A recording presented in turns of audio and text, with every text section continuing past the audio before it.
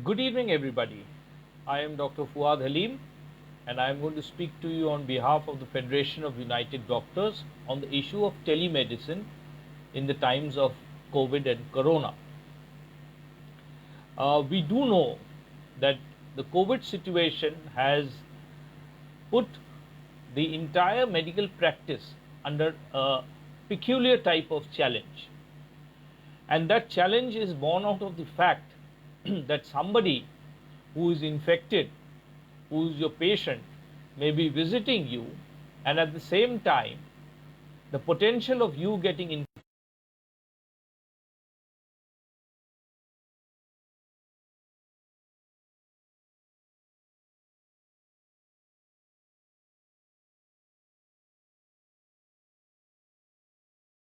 infected the patient is there, and to be transmitted to the patient is what is now put this entire doctor-patient relationship of a clinical consultation into a very, very peculiar situation.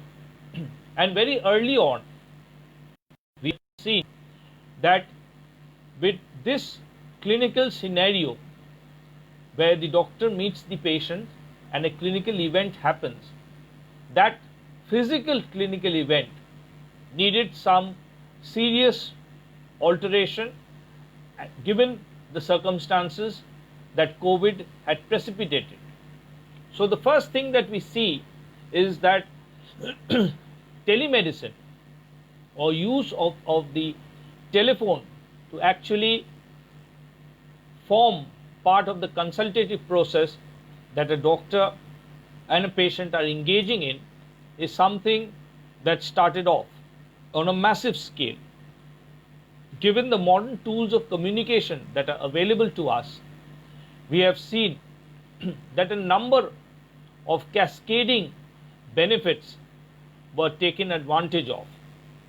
If we go into the history of telemedicine, then prior to the COVID situation, telemedicine was evolving at a pace that was pretty fast. We had seen the replacement of the traditional booking of appointments by various institutions in India and to some extent globally by the internet form of getting appointments booked. So patients who move from one city to another city were already part and parcel of using the telemedicine process of engaging with medical institutions and with physicians. So you had the booking process, you had the clinical event that took place, and then post that clinical event, a number of follow-ups were also engaged in on this platform, the telemedicine platform. That was one way in which early on telemedicine introduced itself globally and into India. The second area we've seen where the in-house hospital consultation, which has a couple of varied forms. We've seen the virtual ICU situation where you have a mother hospital and you have the technical expertise available in the mother hospital, and you have these satellite hospitals which are connected through telemedicine, through visual aids, through sound aids, through vocal aids and other mechanisms. And in this virtual ICU, we've seen serious patients being taken care of by physicians who are available with the expertise at a distance from the place where the patient is. This requires a higher degree of coordination because at the node where the telemedicine event is being generated, that is where the patient is, you need technical staff, people who can interpret the data that is coming from the higher center and use it effectively for the patient, and at the same time to respond to some queries in a very technical way so that the physician who's at a distance, he gets adequate information about the patient from the doctor or the technical attendant who's beside the patient. So you need a node type of system. We've seen the virtual outdoors also coming into existence, and another variation is the interpretation of various examinations. We've seen that radiological diagnosis has become more or less a significant contributor to the advancement of telemedicine, where the CT scan reports and the MRI reports, which are generated at a particular center with the physical presence of the patient, is then transmitted online to the radiologist who is at a distance and who receives the plates and then interprets it and sends a digital message in the form of a reporting. We've also seen the pathological laboratories and the microbiological examinations harvest samples, go to a remote center, and from there the reports that are generated are then transmitted via telemedicine. So this in-house, where the entire techno-managerial perspective is controlled by the health professionals, has been using various ways of actually ensuring simplicity and bringing fluidity into delivering healthcare management in favor of prompt services to the patient and ensure centralized quality service. COVID now occurs while India has already achieved these type of advancement in the various fields of medicine that are being practiced. In this situation, we've seen the ASHA worker harvest data and upload it at the remote centers, which has contributed significantly to having health statistics which are far more potent than we have had previously. So there's a whole conundrum of how telemedicine has existed in India. It is in this context that the government of India came in, and because there were a number of judgments that various Supreme Courts and High Courts passed as to what is considered and should be considered a clinical event which gives rights to the patients, and which at the same time is representative of the professional duties and performance of the doctor. Given these judgments that had come about, given the judicial intervention as to how advanced technology in terms of telemedicine can be utilized and what constructs a clinical event which involves an engagement between a patient and a doctor, it became necessary. And in March 2020, when COVID has already started, the government of India had already put forward a draft and an idea to ensure that a legal framework for telemedicine evolves in India. When COVID-19 came in, this particular relationship between a doctor and a patient in terms of the clinical event where a clinical examination takes place is something that was challenged, as I mentioned previously. And immediately, especially in times of lockdown, the travel of the patient to the clinic of the physician was something that was seriously hampered. And you've got the various specialities which were seriously challenged. You've got the cancer in the palliative section. You've got people who need continuum of care in terms of diabetes and hypertension. You need people who need what you call tests to be done, and you need people who need concrete delivery of health care. So in the case of dialysis, for example, the role of telemedicine is self-explanatory. It has very limited scope. A patient has to come to a dialysis unit, get himself or herself dialyzed, and then go back. So in terms of certain medical services that need to be delivered, the scope of telemedicine by its very nature cannot accommodate or cannot replace that form of treatment modality. Same way with surgeries, same way with other what you call clinical events which require concrete doctor-patient engagement for that clinical event to be ended successfully.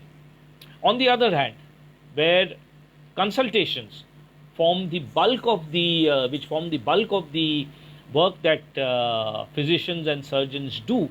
It is here that telemedicine was taken up spontaneously by the people of India.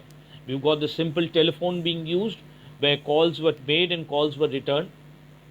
We've got the WhatsApp platform being used very, very effectively between an individual patient and an individual physician. They have related over this, and at the same time, we've seen that serious IT-based telemedicine solutions have been put forward by the corporates, and especially by the NGO sector also, where economically deprived people could call into various helplines and directly engage with physicians, and they during the period of lockdown, where the situation as to how physicians would be available was seriously lacking here in West Bengal and India.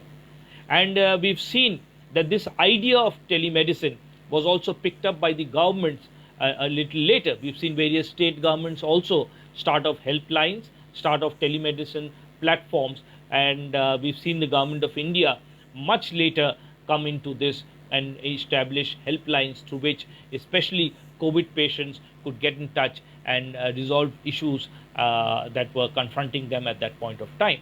So it's very interesting that with the COVID challenge, our already developing telemedicine scenario got a great change, and the change is not only in India, it's a global change that has been taking place. And some points that I would like to place before you all is that what telemedicine does, it allows the clinical event of a conversation between a doctor and a patient to take place, and it reduces the costs of transportation. So now, for events that you do not need the patient to actually travel to the physician and incur the costs of transportation, it is a great saving for the patient, and it actually ensures that the patient who has an economic challenge saves money on the unnecessary need for transporting himself, herself, along with a few relatives from a remote area to the doctor's chamber to actually close that clinical engagement. So it saves costs of transportation for a large section of clinical consultations that can be done on telemedicine, that can be closed and delivered on telemedicine. Second, it saves a lot of time. Along with the cost, the economic costs of traveling, if that time is saved, along with the time that the patient and his or her relatives in real time they save in the waiting room, then it definitely contributes to a smoother access to the physician's consultation. And on the other hand, telemedicine is also linked with huge resources in terms of keeping records and a real-time access to these records, which the physician now then has an opportunity, because he is creating records in real time through his telemedicine consultation. He is getting the reports of the patients in a format that he can easily store from a distance on the telemedicine platform, and he can access it quickly.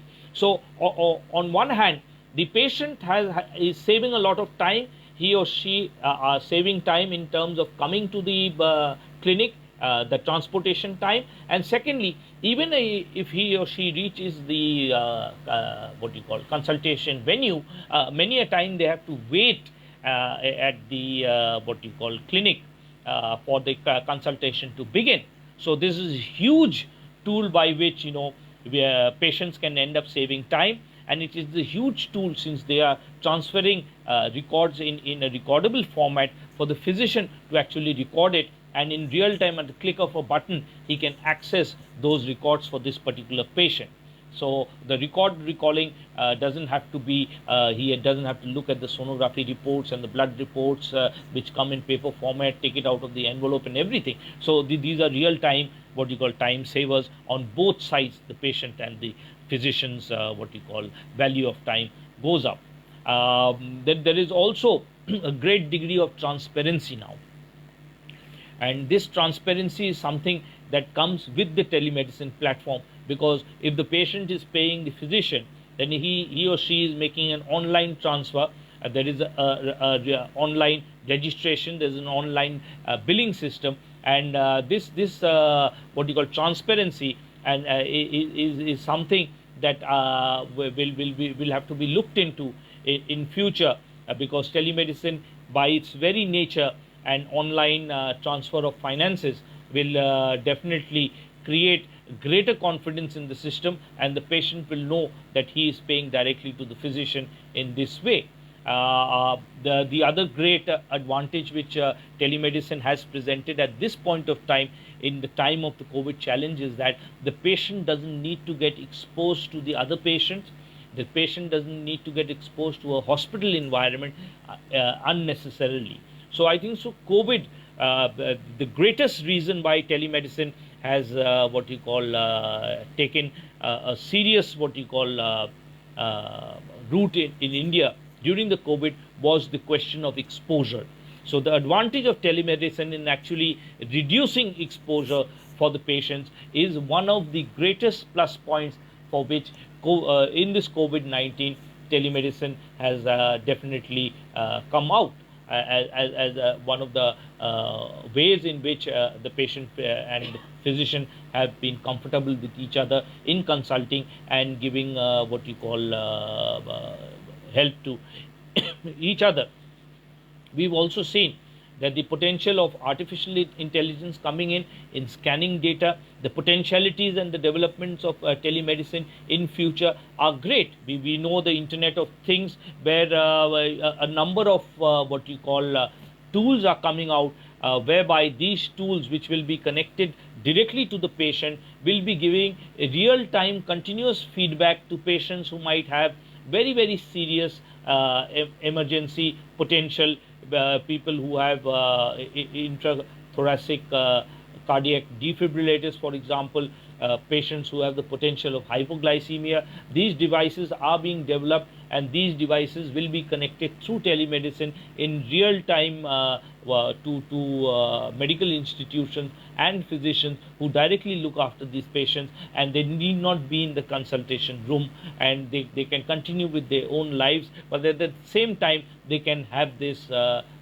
what you call continuous red flag type of situation, where if anything goes wrong, that continuous monitoring system can set off signals to potential healthcare providers that this patient with this potential has gone into this particular emergency, and a response needs to be what you call organized. So globally we are seeing that there is a huge degree of development in telemedicine. From the public health point of view, the primary health center, the secondary health center, the tertiary health center, the super specialities, their reverse referral system, their up referral system, these systems through the telemedicine mechanism can be seriously what you call improved, and the load of patients at a particular level can be determined by their need of that degree of care, and unnecessarily the burden on higher centers, which seems to be a trend where facilities are not adequately rationed. That burden can be reduced, and more people can get the appropriate medical care that they need. So the potential of telemedicine is phenomenal to actually not only be looked at the individual doctor patient, but also from a public health point of view. And given the potentialities that COVID-19 has exposed, and the way the people of India have accepted this situation, one wonders that this is a system that is here to stay. This system has evolved very quickly in India, responding to the situations that have grown up from the ground in terms of the COVID-19 reality. And as the COVID-19 challenge keeps on increasing, I believe that the telemedicine evolution and the telemedicine revolution will go ahead. It is going to democratize. It is going to bring in more transparency into the medical profession, but one also has to be cautious in that the rules of telemedicine have to be monitored by the government of India, and the ultimate what you call framework in which the physical consultation of the patient vis-a-vis the distant consultation of the patient through telemedicine, if it is used from a point of view of giving larger access to the population that have not got included into the healthcare delivery system of India, then that is something that will be welcome. If it remains just a techno-managerial way of delivering high-cost medicine to people in particular situations like COVID-19, and people who can just pay a huge amount of money, then that techno-managerial purpose and development of telemedicine will be unfortunate, and will reduce the scope and potential that telemedicine can actually make available to the vast section of India's population. Thank you for hearing me, and good night, and my heartiest congratulations to the Federation of United Doctors for conducting this wonderful series of medical on various medical education topics. I will be coming back again most probably in the first week of October, talking about the evolution of viruses and their impact on humans through ages. Good night.